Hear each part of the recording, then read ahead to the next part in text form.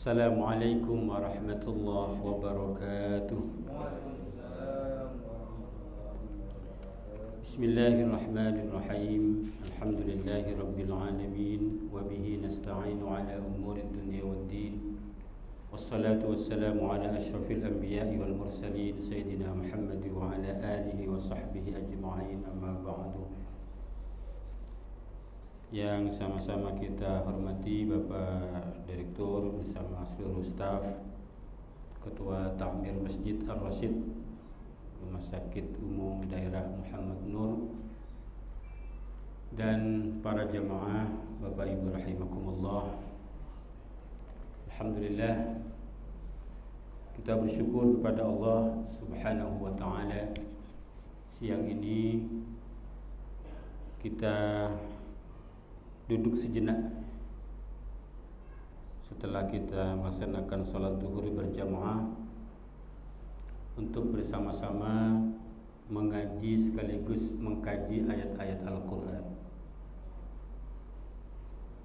InsyaAllah majlis seperti inilah majlis yang diridhoi oleh Allah Subhanahu wa ta'ala, dan mudah-mudahan panjenengan semua dimuliakan oleh Allah. Amin ya rabbal alamin. Baik, untuk menyingkat waktu, mari kita awali dengan bersama-sama membaca ayat yang akan kita kaji, yaitu Quran surah Al-Ma'un, surah ke-107. Mari sama-sama. A'udzu billahi minasy syaithanir rajim.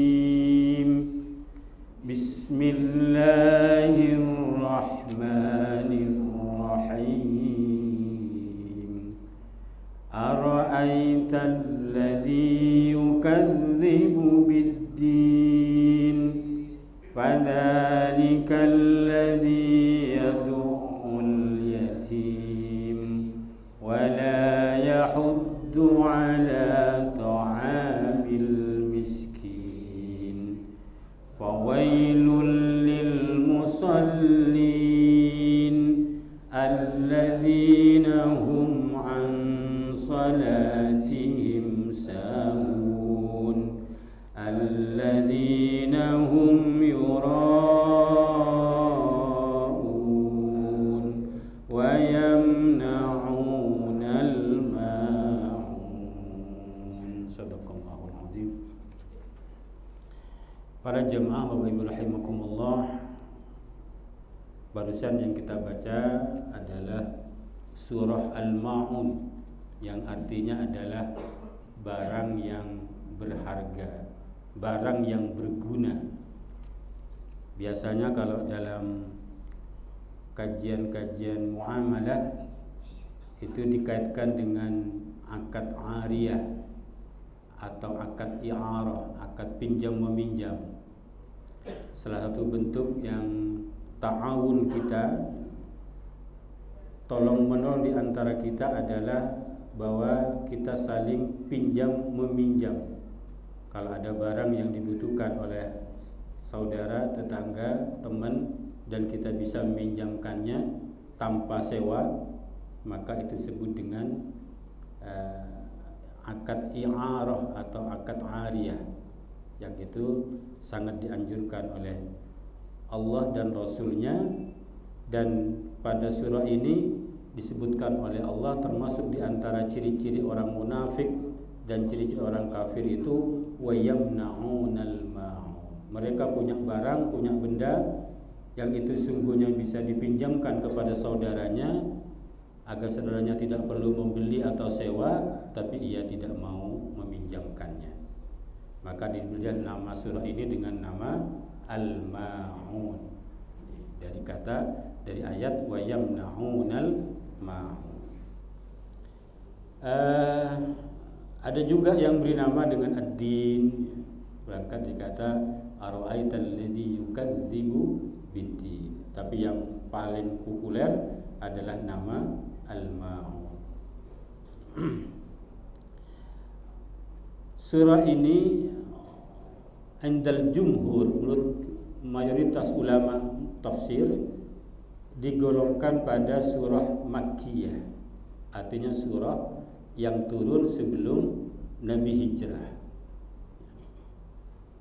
Tapi ada sebagian ulama yang membagi ayat 1 dan 3 itu disebut surah Makkiyah, ayat 4 sampai 7 karena jumlah ayatnya 7 ayat itu disebut sebagai ayat Madaniyah karena sebab turunnya berkaitan dengan orang-orang munafik di kota Madinah pada saat awal-awal baginda Nabi hijrah ke kota Madinah Al-Munawwarah. Nanti kita kaji ya, maksudnya agar kita bisa memahami kenapa para mufassir itu ada perbedaan pendapat tentang apakah surah ini Makkiyah atau Madaniyah. Insyaallah di awal-awal pertemuan kita sudah sampaikan bahwa tartibu nuzulil ayat, tertib turunnya ayat ya, itu tidak sama dengan tertib ayat dalam Al-Qur'an. Jadi tertib ayat dalam Al-Qur'an itu adalah tauqifi atau petunjuk langsung dari Rasulullah Muhammad sallallahu alaihi wasallam. Kita tahu ayat yang paling awal diturunkanlah 5 ayat pertama dari surah Al-Alaq, Iqra bismi rabbikal ladzi khalaq dan seterusnya, tapi ditempatkan tidak di awal mushaf, malah di hampir akhir dari mushaf kita. Artinya dari segi turunnya ayat tidak sekaligus satu surah. Ini menurut sebagian mufassir, tapi jumhur menyatakan ini bisa disebut semuanya Makkiyah. Jadi satu surah turun sekaligus sebelum Nabi hijrah ke kota Madinah. Baik para jamaah Bapak Ibu rahimakumullah, sebab nuzul ayat ini, surah ini banyak versi. Artinya ini yang disebut dalam kajian ulumul Quran ta'addudur ruwah wan nazilu wahid. Banyak riwayat yang menyatakan sebab turunnya, tapi yang turun cuma satu. Jadi surah Al-Ma'un ini banyak riwayat yang menyebutkannya. Ada yang menyatakan surah ini turun berkaitan dengan Al-As bin Wail As-Sahmi. Ini orang kafir Quraisy. Ada yang turun berkaitan dengan Walid bin Mughirah. Ada yang berkaitan dengan Abu Jahal. Bahkan ada yang mengaitkan dengan Abu Sufyan sebelum Abu Sufyan masuk Islam. Jadi di antara riwayat menyatakan bahwa Abu Sufyan ini biasa setiap minggu itu menyembelih unta. Tiap minggu menyembelih unta. Satu ketika ada anak yatim yang telanjang, tidak pakai baju, datang menghampiri Abu Sufyan ketika sedang menyembelih unta. Dia minta sebagian dari kecil, minta bagian dan sebagian sedikit dari unta yang disembelih itu. Tapi kemudian Abu Sufyan ini membentak dan menghardiknya serta mengusirnya. Jadi pergi, ikut. Karena dianggap mengganggu dan sekaligus datang minta. Nah ini diantara riwayat menyatakan bahwa kemudian turun ayat yang menyatakan ara'aital ladzi yukadzibu biddin fadzalikal ladzi yad'ul yatim. Jadi itulah orang yang menghardik, menghina, menyia-nyiakan anak yatim. Jadi banyak riwayat yang menyatakan sebab turun surah ini. Sehingga dari sekian banyak riwayat itu para mufassir menyatakan bahwa sungguhnya orang-orang yang disebut sebagai sebab turunnya surah ini sama-sama memiliki sifat-sifat yang disebutkan dalam surah ini. Dalam kaidah tafsir itu, kalau sebab turunnya khusus, ayat yang turun khusus, maka ayat itu berlaku dalam kekhususannya. Tapi yang menarik pada surah ini sebabnya banyak orang, artinya banyak versi. Sehingga karena banyak versi ini, maka nanti surah ini juga berlaku pada setiap orang itu, termasuk kepada setiap orang yang memiliki sifat yang sama dengan orang-orang yang menjadi sebab turunnya surah ini. Jadi surah ini sekali lagi berbicara tentang sosok orang kafir atau seseorang munafik. Kaitannya dengan surah sebelumnya, surah Quraisy. Dalam surah Quraisy kita oleh Allah diingatkan ketika kita diberikan kemakmuran ekonomi oleh Allah, makmur, kaya, cukup ekonomi kita, ya, mampu, maka jangan lupa falyabudu rabb hadzal bait. Jangan sampai lupa untuk beribadah kepada Allah. Bentuk ibadah yang paling utama adalah salat.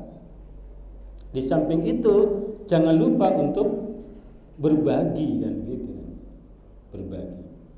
Jadi kenapa? Karena yang bernama yang bisa memberikan makan, yang bisa memberikan makan itu hanya Allah. Jadi alladzi at'amahum pada surah sebelumnya. Nah, kita ketika diberikan kemakmuran ekonomi, jangan lupa ibadah pada Allah, karena Allah lah yang memberi makan kita dan memberikan rasa aman pada kita. Sementara pada surah yang akan kita kaji ini berbicara mengenai orang-orang kafir dan orang munafik yang perilakunya jauh menyimpang dari tuntunan Quran surah Quraisy yang kita kaji sebelumnya. Jadi ini sifat-sifat orang munafik dan orang-orang kafir. Nanti kita sama-sama pelajari, karena boleh jadi mungkin kita mengaku beriman tapi sungguhnya kita masih memiliki sifat-sifat dari orang munafik atau sifat orang kafir. Ngakunya beriman tapi sifat kita masih sama dengan orang munafik atau orang-orang kafir.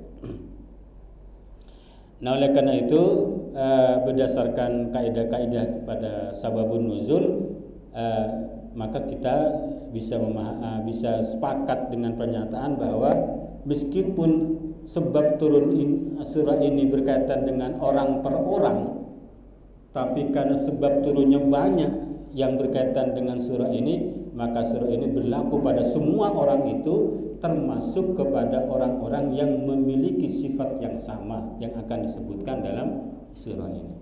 Kita sama-sama muhasabah diri. Jangan-jangan kita termasuk bagian dari sifat-sifat kelompok orang munafik dan orang-orang kafir yang menjadi sebab turunnya surah ini.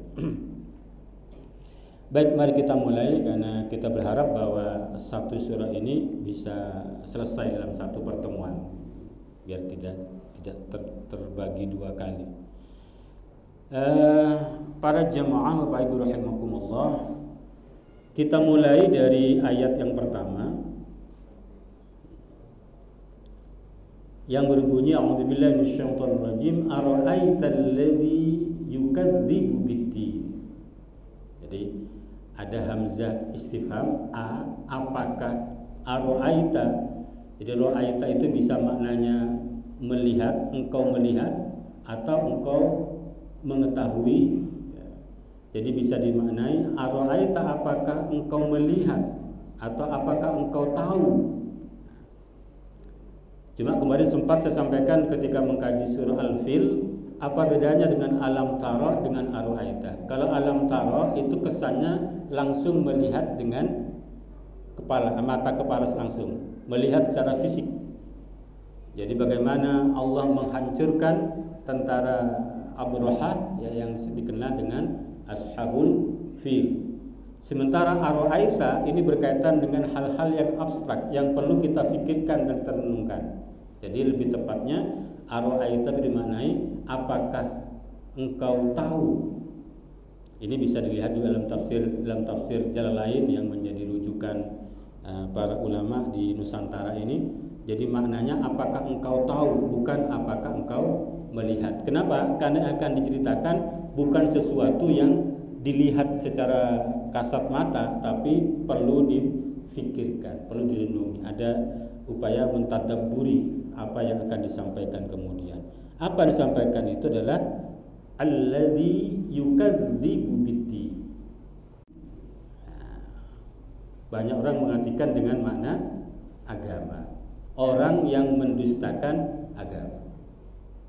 Jadi ada pada ayat ini ada dua kata yang menarik untuk kita pahami.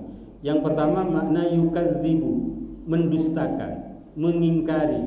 Ini kebalikan dengan yusaddiq, tusaddiq. Apa kaitannya?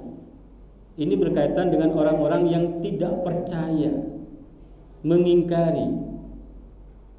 Jadi kebalikannya apa? Membenarkan. Membenarkan itu maknanya at-tasdiq. At-tasdiq itu dalam definisi dari iman kita.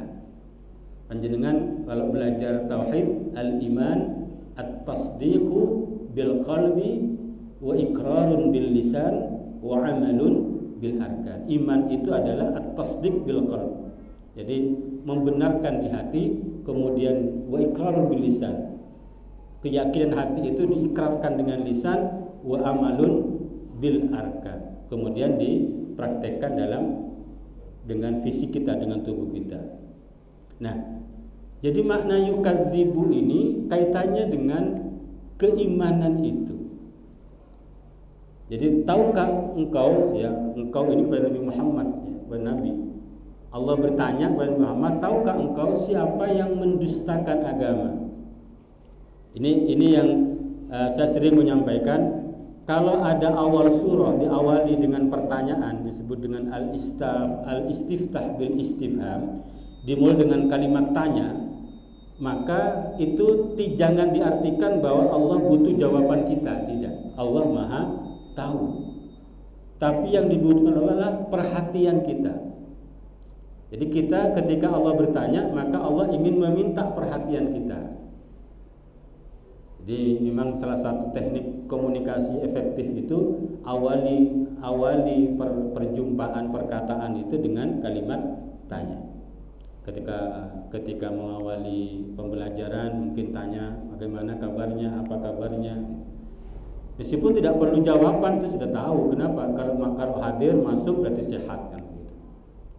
Cuma untuk apa? Agar untuk menarik perhatian saja, agar orang yang audiennya atau komunikannya itu serius. Jadi ada kesungguhan untuk memperhatikan apa yang akan disampaikan. Kalau dalam bahasa tafsirnya disebut dengan tashwiqus sami'i ila ta'arrufi ma yadhkuru ba'dahu. Jadi ada efek komunikasi yang dapatkan tashwiqus sami'. Ada perhatian para pendengar. Taswik itu perhatian para pendengar ketika dimulai dengan kalimat tanya. Jadi Allah ingin mengawali dengan kalimat ara'aital ladzi yukadzibu biddin.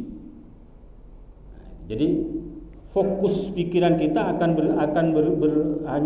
berpusat pada siapa yang disebut oleh Allah sebagai orang yang mendustakan agama itu. Tidak kemana-mana karena diawali dengan satu pertanyaan, ara'aital ladzi yukadzibu biddin. Nah, ketika kita mengkaji kata yukadzibu, maka itu kebalikannya adalah iman kita. Jadi yukadzibu itu fi'il mudhari yang berkaitan dengan zaman, waktu, sekarang akan datang.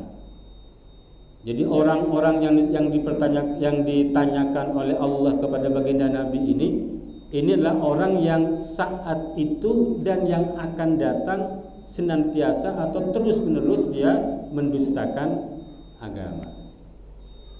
Jadi orang-orang itu. Dengan apa mendustakan agama itu? Yang pertama, mungkin dia dustakan di hatinya. Ini perilaku munafik. Lisannya dia menyatakan beriman, tapi hatinya tidak. Perilaku munafik. Tapi perilaku lebih dari itu, orang-orang kafir itu justru menampakkan pendustaan kepada ad-din itu baik dengan hati, lisan dan perbuatan. Itu sudah lengkap sempurna. Bagaimana dia mengingkari agama itu.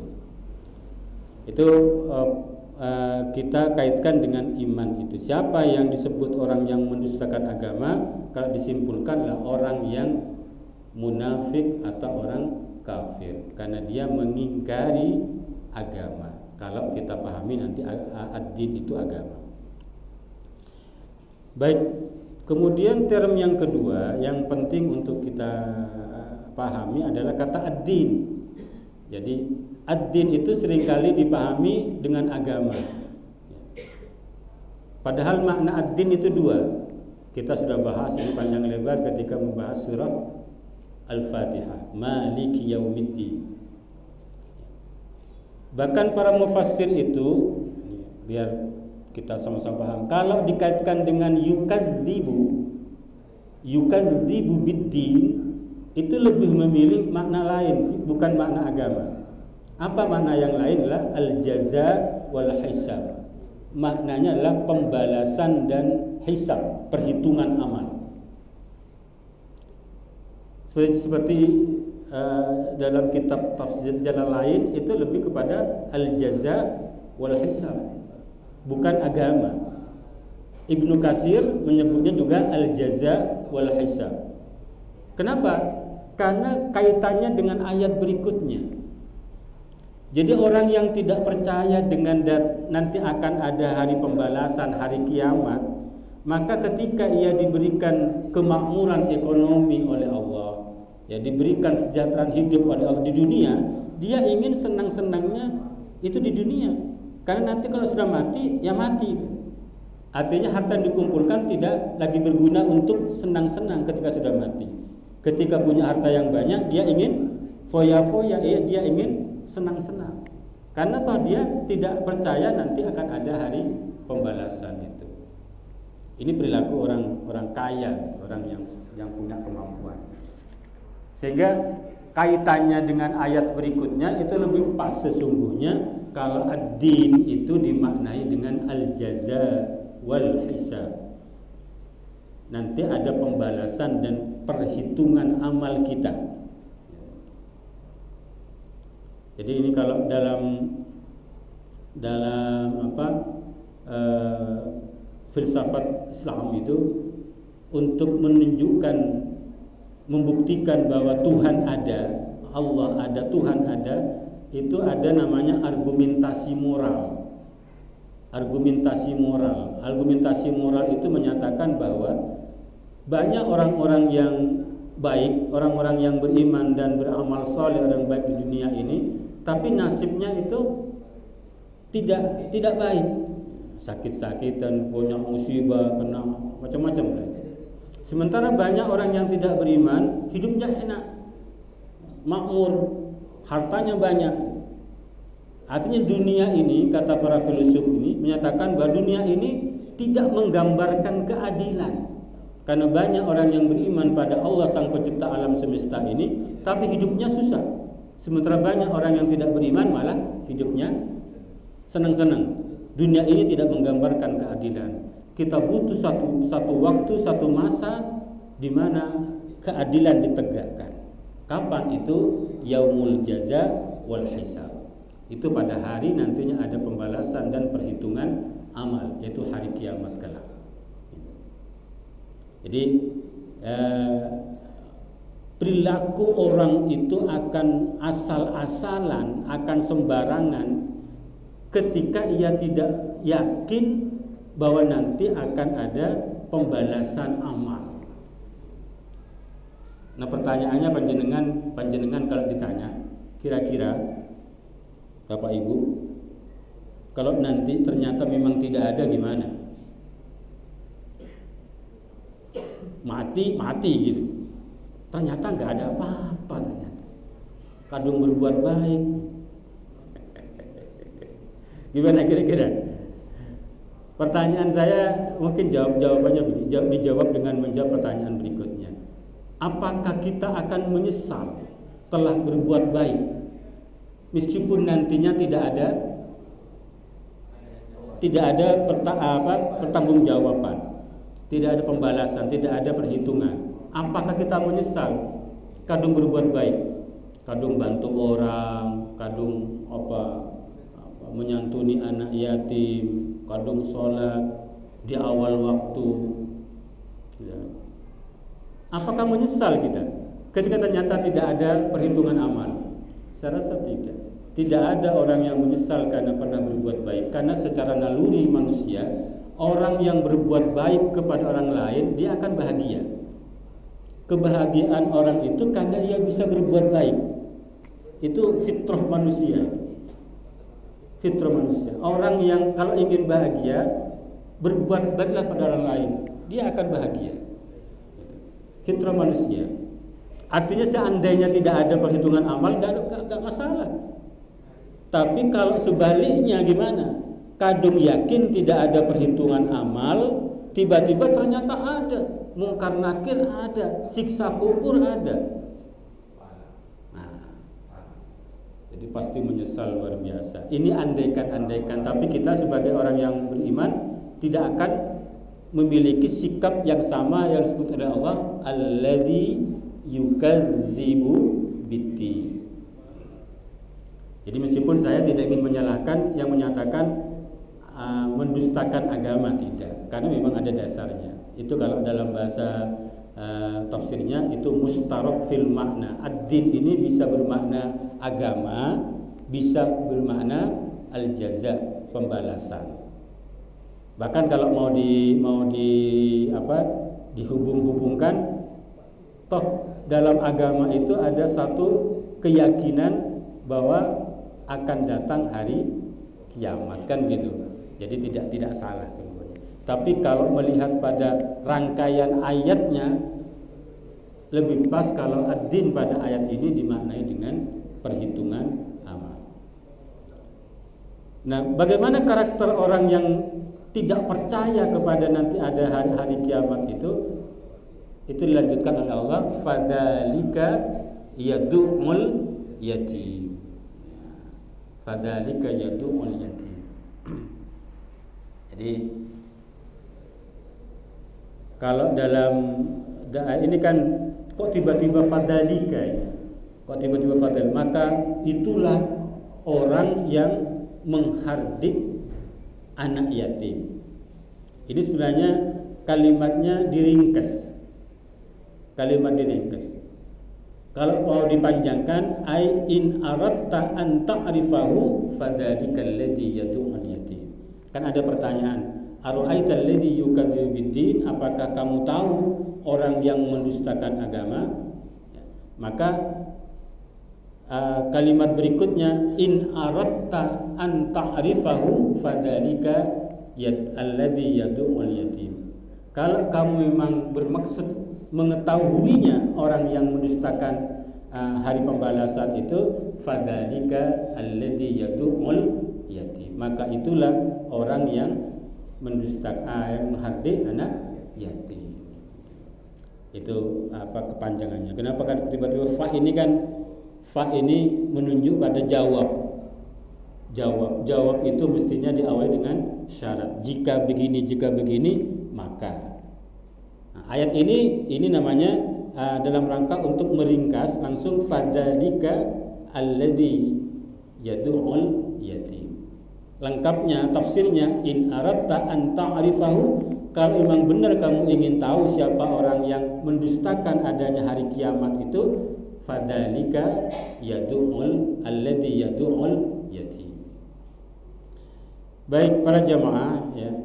Pada ayat yang kedua ini Allah menunjuk dengan kata dalik. Dalik itu artinya al-isyarah lil bu'di. Kata tunjuk untuk yang jauh. Dalik. Kadang Allah menggunakan kata dalik untuk menunjukkan kemuliaan.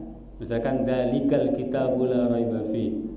Jadi bukan hadal kitab. Dalika, seakan-akan derajat Al-Quran dengan kita jauh sekali. Jadi kemuliaan Al-Quran dengan diri kita sangat jauh. Allah tunjuk dengan kata dalika. Nah, kadang Allah menggunakan kata dalika untuk juga menunjukkan betapa buruknya, karena jauh, sangat jauh dari Allah. Seakan-akan dia sangat jauh dari Allah. Dengan kata-kata fadzalika alladzi yad'ul yatim. Jadi itu tuh maksudnya sangat jauh, cemak-semak, coba, sehingga ditunjuk dengan kata fadzalika. Jadi fadzalika dalam sastra Arab itu tidak meskipun itu kata tunjuk sesuatu yang jauh, tapi maknanya semuanya menunjuk yang dekat dalam rangka untuk memuliakan atau juga untuk menghinakan. Jadi pada ayat ini fadzalika alladzi yad'ul yatim untuk menghinakan, seakan-akan orang yang mendustakan adanya hari pembalasan itu begitu hina, seakan-akan jauh dari Allah Subhanahu wa taala. Ditunjuk dengan kata fadzalika. Paham ya? Paham maksudnya? Paham? Yang dimaksud paham. Kenapa Allah menggunakan dzalik? Bukan hada. Hada itu ini. Bukan fahadal ladzi yad'u, tapi fadzalika alladzi yad'ul yatim. Seakan-akan jauh dari Allah. Betapa hinanya sampai Allah menunjuk dia dengan kata dzalik, padahal dekat sesungguhnya. Dekat. Orang itu dekat tapi disebut Allah jauh dari diri Allah dengan kata fadzalika alladzi yad'ul yatim. Mudah-mudahan dipahami. Paham ya? Paham. Jadi sedikit-sedikit gitu. Nanti mudah-mudahan ini jadi buku, karena setiap sesi memang saya tulis. Tapi ini masih perlu penyempurnaan. Mudah-mudahan ya doanya. Baik, berikutnya, mudah-mudahan nutut waktunya satu pertemuan. Kata yadu'u itu arti asalnya adalah mendorong dengan keras. Jadi disingkirkan. Engkemen kalau bahasa Maduranya. Seperti itu yang perlakuan dari Abu Sufyan kepada seorang anak yatim yang datang menghampirinya untuk minta sebagian kecil dari hewan yang disembelih. Jadi riwayatnya itu tiap minggu rutin Abu Sufyan ini menyembelih 1 ekor unta. Berarti orang kaya raya Abu Sufyan.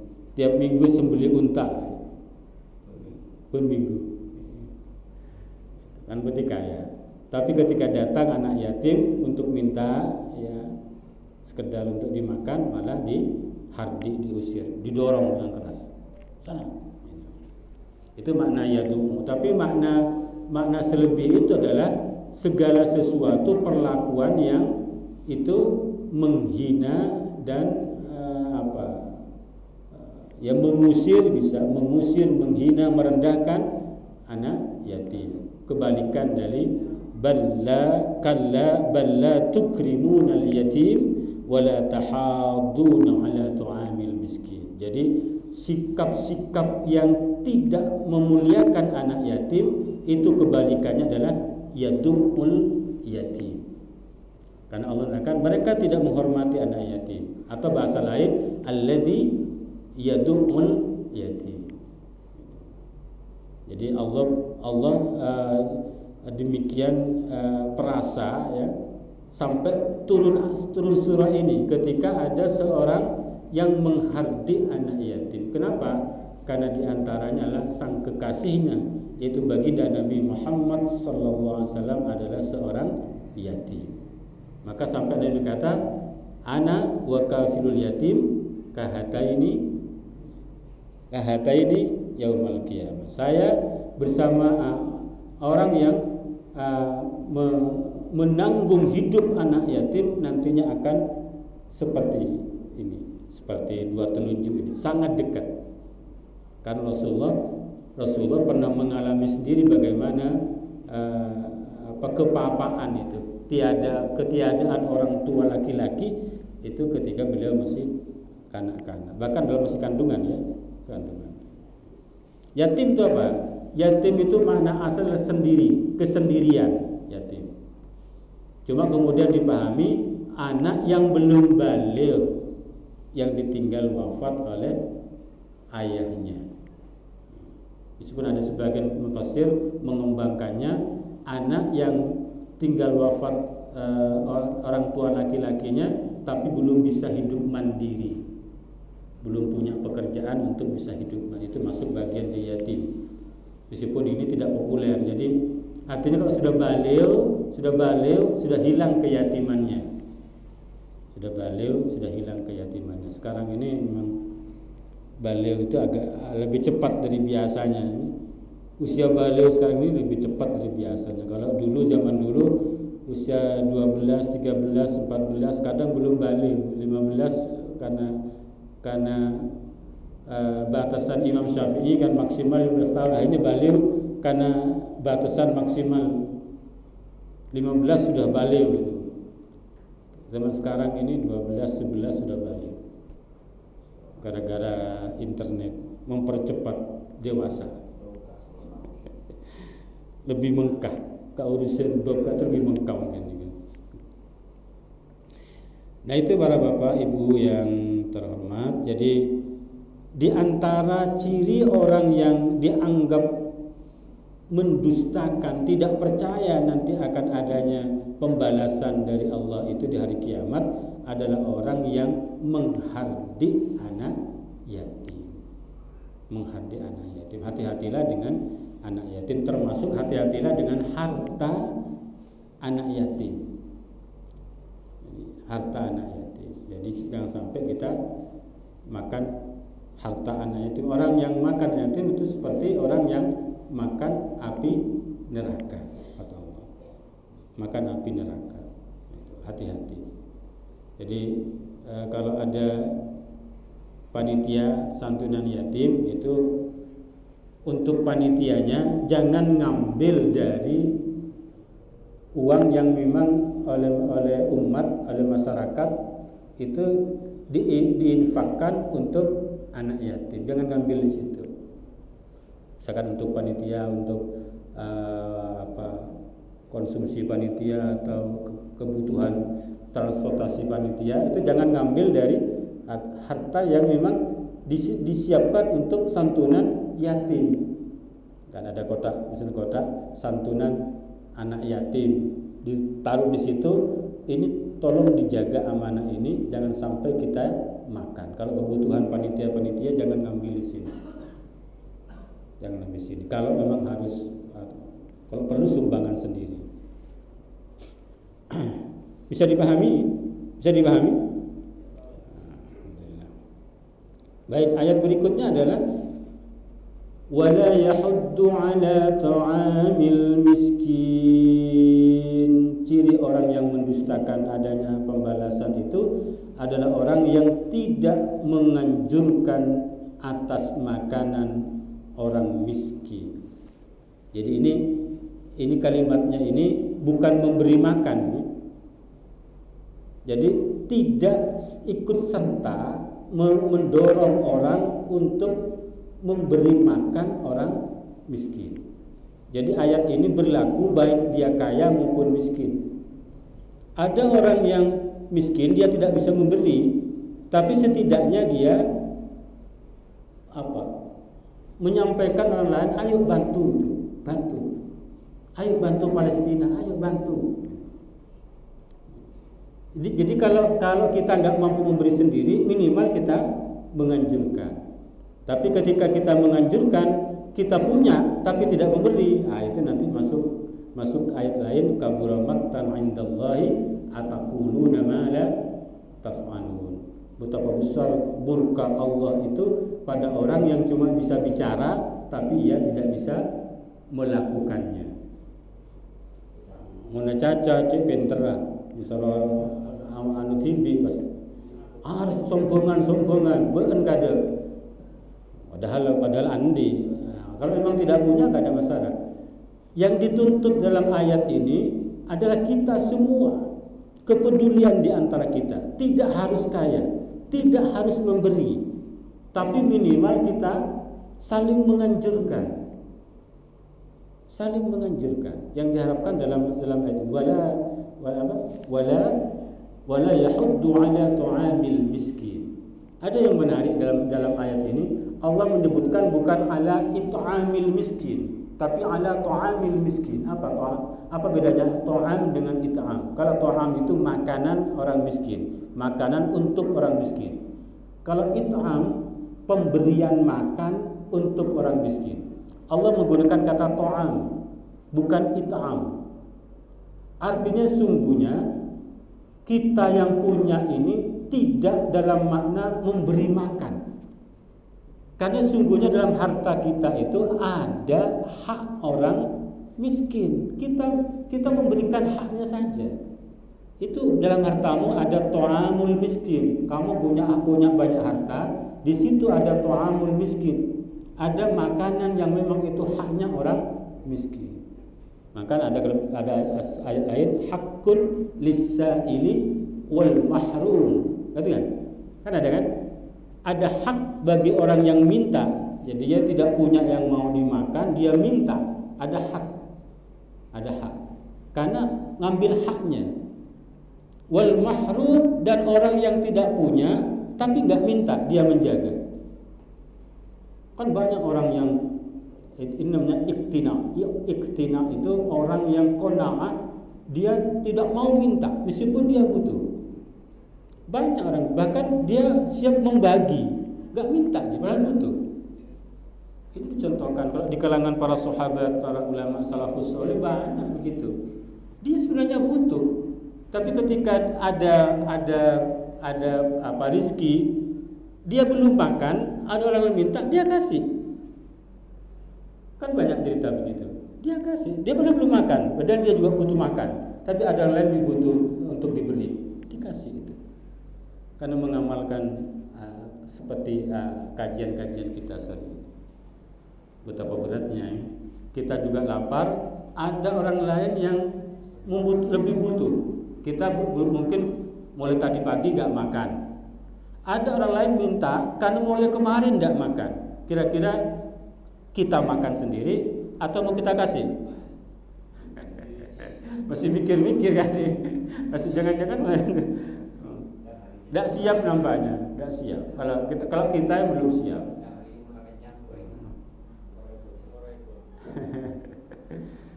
Ya kalau dibagi, alhamdulillah, betapa luar biasa. Kadang kita menangis ya kalau ada konten-konten YouTube yang meskipun itu kadang konten ya, bukan beneran, itu kadang kita menangis, dibagi gitu. Luar biasa indahnya berbagi. Nah, sekali lagi ayat ini Bapak Ibu yang diminta oleh Allah agar tidak sama sifat kita dengan orang yang kafir atau munafik. Ayo saling menyerukan di antara kita untuk memberikan makan orang-orang miskin. Miskin pun kita nggak bisa. Minimal kita mau menjadi panitia, atau minimal kita siap sebagai penggalang dana, relawan. Itu angkat topi saya. Meskipun dalam hati mudah-mudahan disalurkan kan gitu. Karena zaman sekarang mudah-mudahan disalurkan.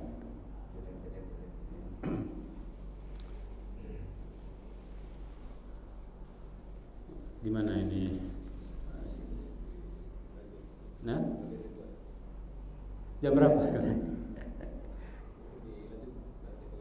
Kedua aja jadi ayat 1-3 memang ini sepakat para ulama termasuk Makkiyah. Sementara ayat 4 dan 7 itu sebab nuzulnya beda, termasuk Madaniyah. Kalau memang akan dikaji untuk pertemuan berikutnya, kita cukupkan pada sampai ayat ini 1, 2, 3 karena ini ayat Makkiyah. Ayat 4, 5, 6, 7 itu ayat Madaniyah dengan sebab nuzul yang berbeda. Jadi takut nggak sabar duduk, maka sementara kita cukupkan pertemuan kita siang ini. Mudah-mudahan ada manfaatnya untuk kita semua. Minimal mari kita berupaya untuk tidak berperilaku sebagaimana perilaku orang-orang munafik dan orang-orang kafir yang disebutkan oleh Allah dalam surah Al-Maun ini. Alhamdulillah, mari kita akhiri dengan bersama-sama baca doa.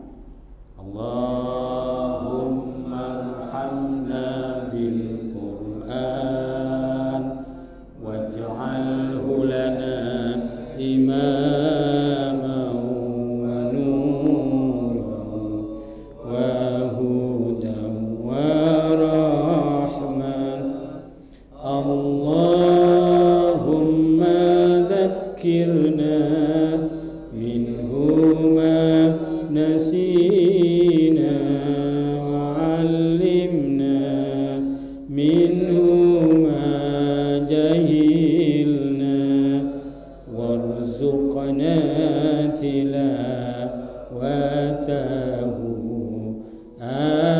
آناء الليل وأطراف النهار واجعله لنا حجة يا رب العالمين. Assalamualaikum warahmatullahi wabarakatuh. Waalaikumsalam.